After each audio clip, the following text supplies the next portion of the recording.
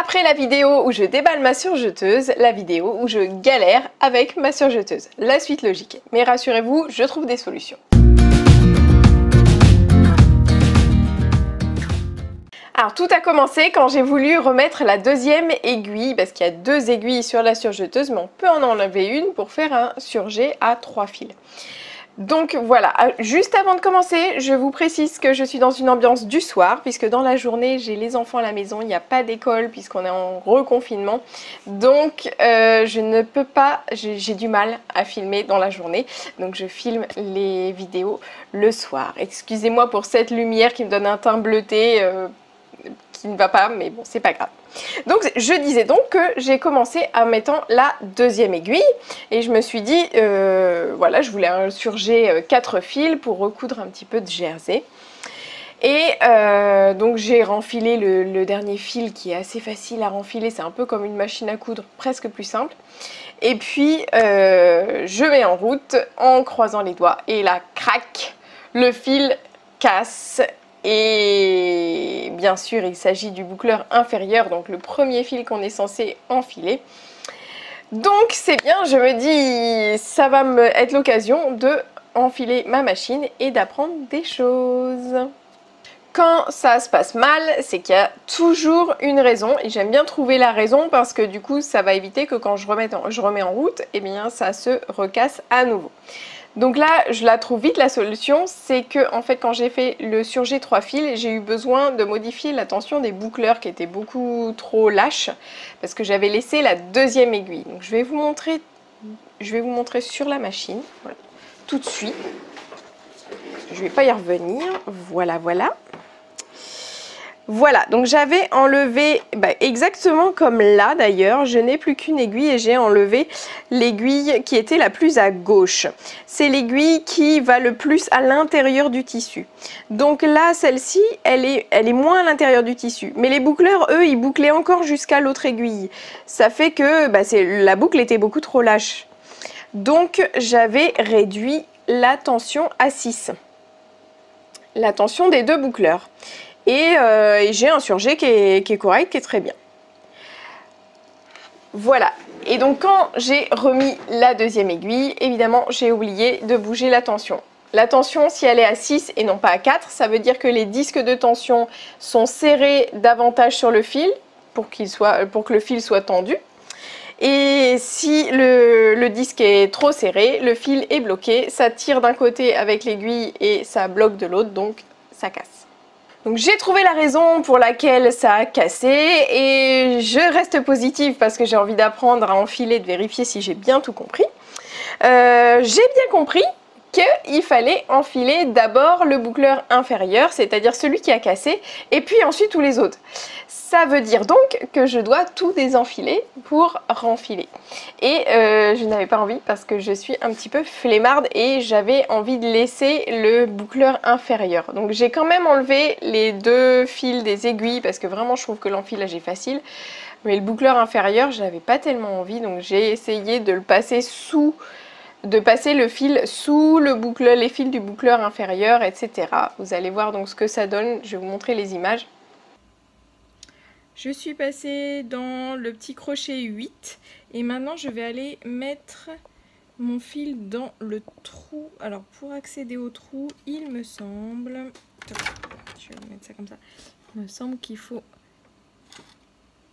Voilà, activer ça. Ah. Ouais. Donc là, je suis les étapes, j'en suis à l'étape 9. J'appelle ça activer, mais je sais pas. J'ai décalé le petit crochet pour pouvoir y avoir accès. Et du coup, j'ai mis mon fil dans le petit crochet que vous voyez ici. Voilà, je l'ai mis dans le petit crochet qui est là. Et du coup, après, une fois que j'ai mis dans le petit crochet, je dois passer ça dans ce trou-là. Ensuite, je prends ma petite pince. Je vais aller choper le fil derrière. Alors, c'est tout un... Alors, je vais juste l'attraper comme ça, moi, que c'est beaucoup plus simple.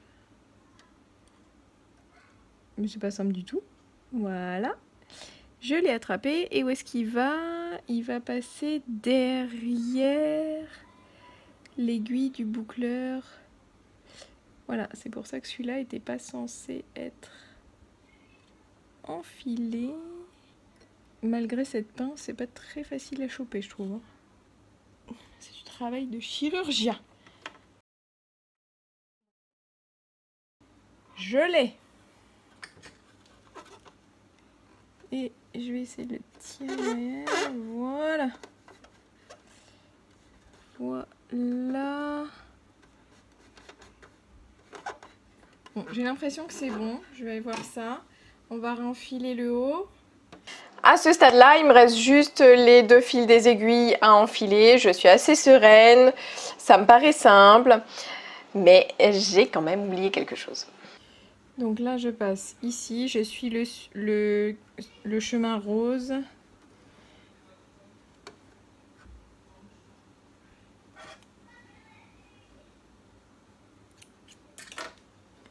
Hop. Et j'enfile dans la première aiguille.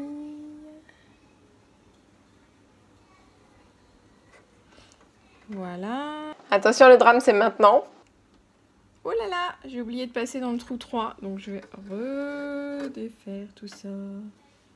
Donc, je vous passe le réenfilage. On va passer directement au dernier fil. C'est le fil le plus à gauche qui va être enfilé dans l'aiguille de gauche. Donc, j'en étais au deuxième fil. Il passe dans le trou numéro 3. Hop.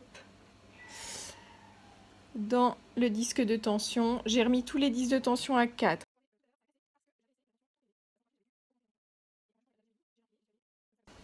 Donc là, c'est le moment de vérité où on teste pour voir si ça marche. Allez, on appuie et...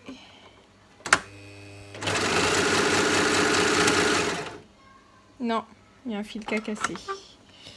À nouveau. Oh, c'est encore le boucleur inférieur. Mince. Donc à ce stade, on voit que je suis vraiment dépitée. En fait, je ne sais pas ce qui a pu arriver. Je me doute que peut-être je ne suis pas passée au bon endroit où j'ai emmêlé les fils. Donc j'entreprends de renfiler exactement de la même manière. Et je fais un nouveau test. Et voilà le résultat. Donc là, le fil ne casse pas. Mais... Donc là, c'est toujours pas bon parce qu'on a un problème de tension. Donc, hop, là. Et là, voilà, c'est pas bon. Ça revient ici. Normalement, cette boucle-là doit être vraiment sur la tranche. Donc, c'est pas normal que j'ai besoin de changer la tension autre qu'à 4. Parce que quand j'avais fait mon test au tout début, quand j'ai eu ma machine, j'avais de parfaites boucles avec ce réglage-là. Donc, je regarde à l'intérieur et effectivement, à l'intérieur, là, j'avais un fil qui faisait 2 fois le tour de ce truc-là. Il y en avait un qui passait pas ici, il y en avait un qui passait pas là. Enfin, voilà. Il y avait un petit problème d'enfilage, on n'était pas sur les bons circuits. Donc là, je vais retester comme ça. Et là, alléluia, ça y est, ça marche. J'ai mon surjet 4 fils, je suis super contente. Donc, je retiens quoi de toutes ces expériences? Donc, premièrement, quand on a un problème de fil qui casse, de tension, parce que même à la fin, là, c'était un problème de tension. J'avais vraiment l'impression que mes fils étaient mal... il y avait un problème de tension et donc on a envie de toucher les disques de tension. Mais quand je sais que dans une condition normale, mes disques de tension à 4, ça doit me faire un beau surjet, je me suis demandé qu'est-ce qui bloquait. Il y a quelque chose qui bloque, qui crée une tension qui ne doit pas être. Et si on bouge les disques de tension pour compenser ce problème-là, en fait, on ne résout pas le problème. Donc, c'est bien d'aller voir comment les fils sont enfilés et puis de constater que... Alors, je ne sais pas comment c'est arrivé, mais le fil faisait plusieurs fois le tour du petit crochet. Enfin, je ne sais... Voilà, enfin, il faisait une fois le tour du crochet, mais ça suffisait à augmenter la tension et à faire que la tension n'était pas bonne à la fin. Alors, ça faisait pas craquer le fil, mais la tension était quand même mauvaise. Voilà, deuxième chose, donc le deuxième craquage qui n'a pas été résolu, je pense qu'il est dû au fait que, vous savez, quand j'ai activé, comme je dis là, le petit loquet numéro 9 qui permet de sortir le crochet boucleur et de passer notre fil dedans, mais en fait j'ai tout simplement oublié de le remettre ce truc là. À aucun moment je le remets, donc je me demande si c'est pas ça qui a fait après que quand ça a commencé ça a merdouillé dès le début. Donc du coup voilà, c'est ce que je retiens. quand on a un problème de tension, on regarde bien si tout est bien enfilé. Et quand on sort ce petit crochet pour enfiler, on n'oublie pas de le remettre à la fin. Donc j'ai pu faire le t-shirt de ce petit bonhomme que vous entendez crier derrière quand je fais mes vidéos et que je galère avec ma surjeteuse. Donc lui il était super content, je vous mettrai une petite vidéo, tout ça je vais en parler dans le bilan de la prochaine vidéo. Donc c'est le bilan du mois de mars, c'est le bilan numéro 3. Donc si vous ne voulez pas rater les vidéos, abonnez-vous à la chaîne, et puis si vous voulez vraiment recevoir toutes les vidéos directement de votre boîte mail, vous pouvez vous abonner au mail du Club Couture de Charlène. C'est très simple, c'est dans la description de cette vidéo, vous cliquez sur le lien et vous devez recevoir automatiquement un mail d'accueil tout de suite.